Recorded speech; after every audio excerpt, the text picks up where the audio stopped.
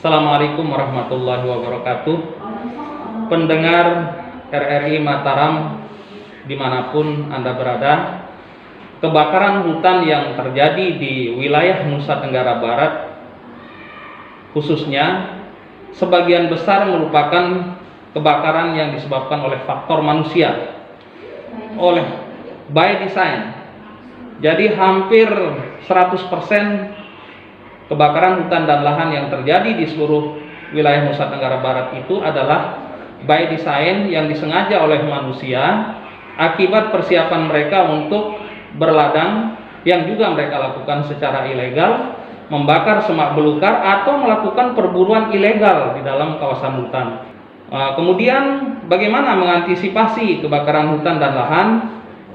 Kami secara harian memantau melalui satelit 8 di mana titik api yang bermunculan atau titik-titik panas yang bermunculan.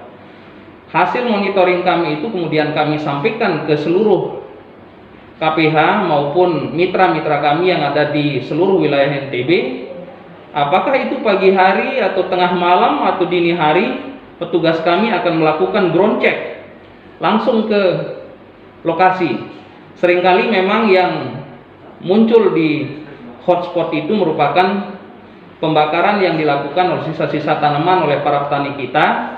Ketika informasi kemudian kami perintahkan tim kami yang ada di lapangan, maka mereka tidak menunda sampai pagi hari. Mereka melakukan upaya pemadaman untuk ke lokasi tempat kejadian kebakaran. Tentu bersama dengan unsur-unsur pemerintah daerah, pemerintah desa, masyarakat peduli api, juga termasuk dengan rekan-rekan kami dari Taman Nasional Gunung Rinjani.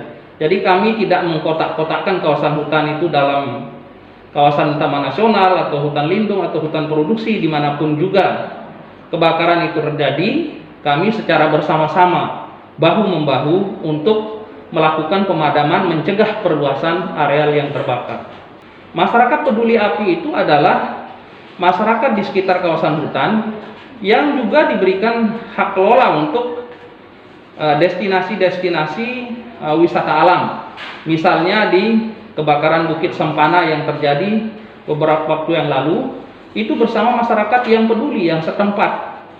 Kemudian pengelola, lalu rekan kami dari Taman Nasional Gunung Rinjani, polisi, TNI juga ikut terlibat di dalam upaya-upaya pengendalian dan penghentian kebakaran hutan tersebut.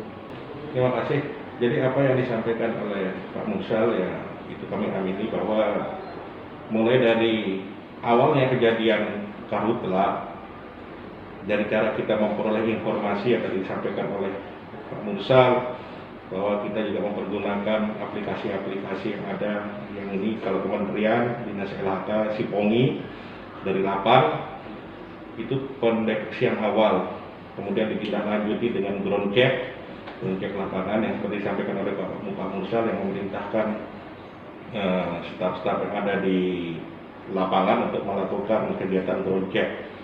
Jika dijumpai adanya hotspot titik api, maka hal ini harus dilakukan pemadaman awal.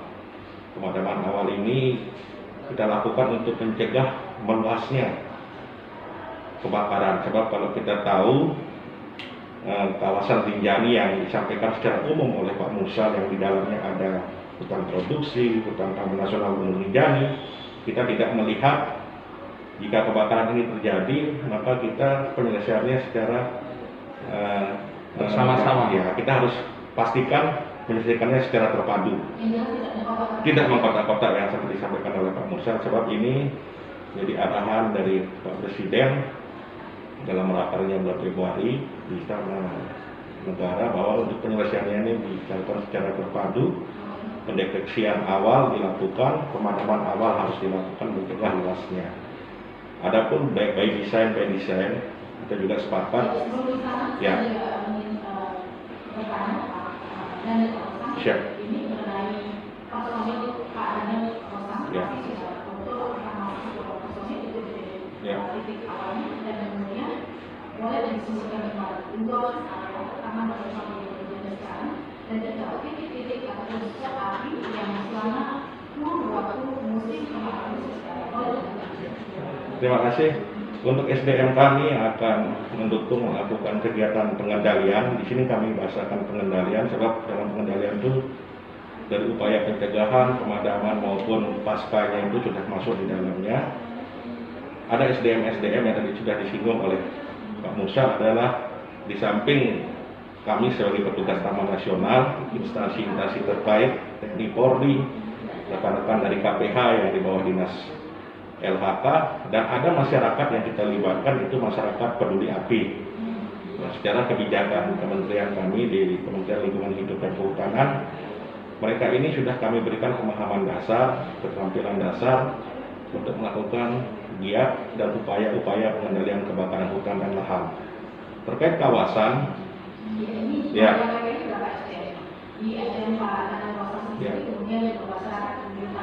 ya, sesuai data yang ada di kami yang tersebar di 7 resort pengelolaan yang ada di Taman Nasional Gunung Rinjani dengan luas wilayah kerja 41.330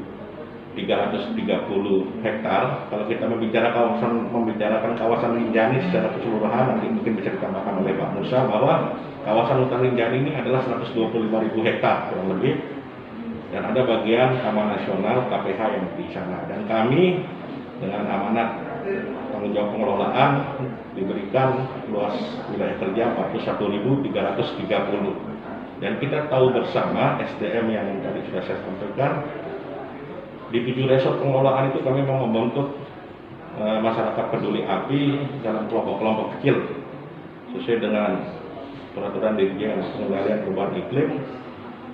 Jadi MPA ini adalah kelompok kecil yang kami bentuk, kita berikan pemahaman pengetahuan dasar tentang upaya pengendalian kebakaran hutan dan lahan.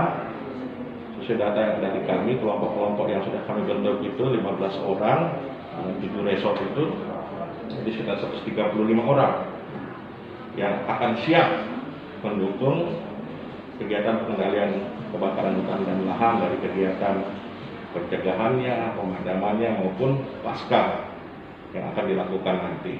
Mungkin di samping itu juga tetap dukungan dari dinas LHK dalam tingkat-tingkat pengelolaan KPH yang ada di bawahnya akan menjadi suatu keterpaduan dalam kami melakukan kegiatan yang sering kita pemadaman.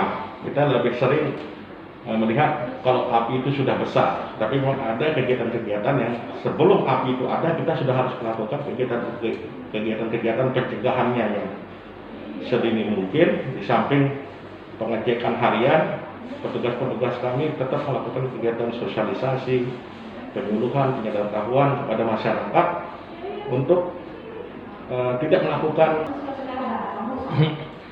Baik, terima kasih bahwa kita tidak hanya berbicara Taman Nasional Gunung Rinjani. Jadi salah satu yang memang rentan terjadi kebakaran karena vegetasinya itu adalah savana dan alang-alang, itu adalah salah satunya Taman Nasional Gunung Rinjani yang merupakan inti daripada sumber daya air kita yang ada di seluruh Pulau Lombok ini. Oleh karena itu gangguan terhadap Taman Nasional Gunung Rinjani ini harus memicu keberpihakan semua pihak gitu, karena kita memang menyadari gitu ya. Secara keseluruhan Dinas LHK Provinsi Nusa Tenggara Barat itu memiliki 15 kesatuan pengelolaan hutan atau KPH ditambah 1 taman hutan raya.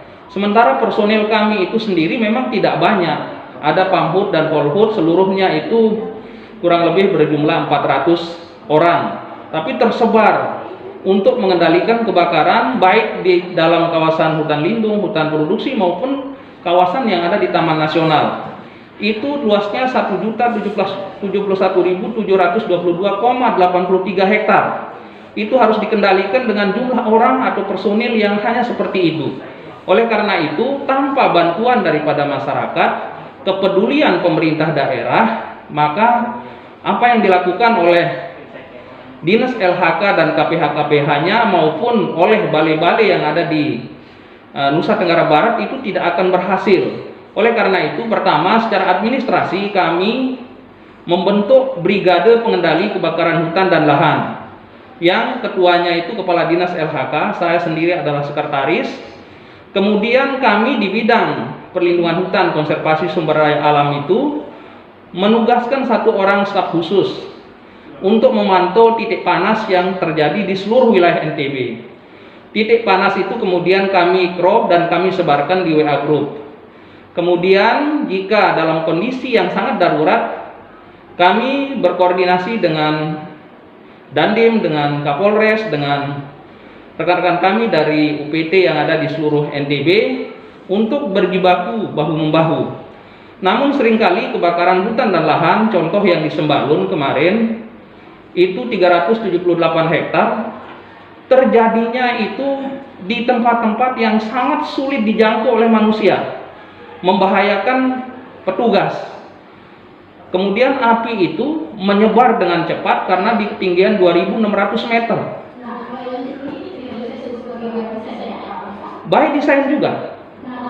By design karena tidak mungkin terjadi kebakaran di sana. Titik apinya bermula dari mana? Itu akibat daripada aktivitas perburuan ilegal. Kami menemukan tas daripada pelaku, kemudian anjing pemburu yang memang dibawa oleh pelaku, namun sampai dengan saat ini masih dalam tahap penyelidikan. Jika kami temukan pelakunya, kami tidak pernah ragu. Tahun 2020 lalu ada 2 orang yang kami penjarakan, kami sekolahkan karena memang terbukti secara sah dan meyakinkan dengan 2. Bukan, dalam kasus itu adalah kasus di Kabupaten Sumbawa, bukan di Taman Nasional Rinjani.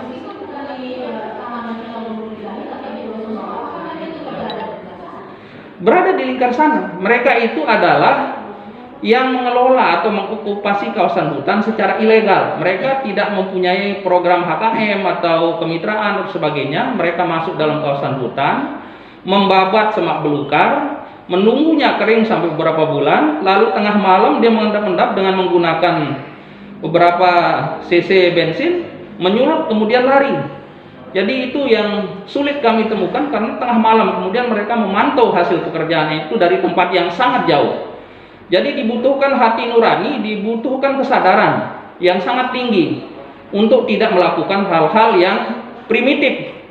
Karena membakar hutan, membuka lahan dengan cara membakar lahan itu adalah perilaku primitif di zaman para sejarah zaman dahulu, bukan dilakukan oleh manusia modern seperti sekarang ini. Akan cabang-cabang pohon yang mereka tebang di dalam perjalanan dengan menggunakan pakaian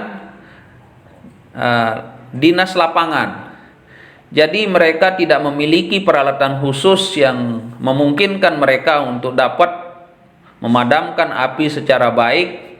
Kemudian ditambah lagi dengan lokasi kebakaran hutan dan lahan yang sangat sulit dijangkau dan membahayakan keselamatan petugas. Oleh karena itu, melalui kesempatan ini, pertama kami ingin kembali ingatkan kepada masyarakat untuk bersama-sama mencegah terjadinya kebakaran hutan dan lahan dengan melakukan kegiatan-kegiatan pendakian, kegiatan-kegiatan perkemahan secara bertanggung jawab. Perburuan liar satwa di dalam kawasan lindung dan kawasan konservasi merupakan bagian daripada tindak pidana kehutanan yang bisa dituntut di pengadilan. Kemudian yang kedua, kami juga berharap bahwa para pengambil keputusan, para penentu kebijakan untuk bisa mengadakan sebuah sarana, setidak-tidaknya misalnya 1 di Pulau Lombok, kemudian 1 di Pulau Sumbawa, sehingga drone yang dapat mengendalikan kebakaran hutan dan lahan di tempat-tempat yang sulit dijangkau dan berbahaya dapat dioperasikan sewaktu-waktu.